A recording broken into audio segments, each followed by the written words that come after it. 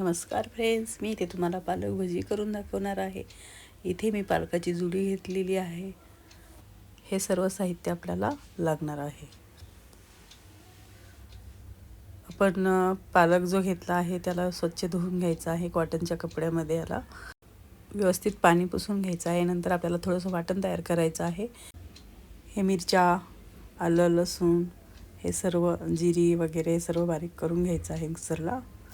आणि मी पालक जो घेतला आहे तो येथे बारीक चिरून घेत आहे। यानंतर एका बाउलमध्ये चिरलेला पालक घ्यायचा आहे आणि त्यामध्ये तांदळाचं पीठ, पाऊण वाटी बेसन आणि हे जे वाटण तयार केलं होतं ते यामध्ये ॲड करायचं आहे।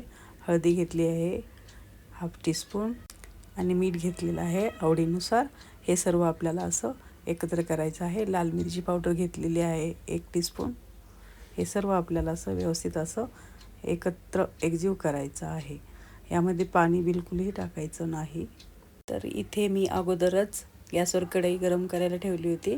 तेलही चांगलं गरम झालं होतं आणि मी असे छोटे छोटे भजी यामध्ये सोडून दिले आहेत। तर कुरकुरीत भजी तयार झालेली आहेत आपली पालकाची भजी। तर आपल्याला हा व्हिडिओ आवडला असेल तर लाईक आणि सबस्क्राईब करा।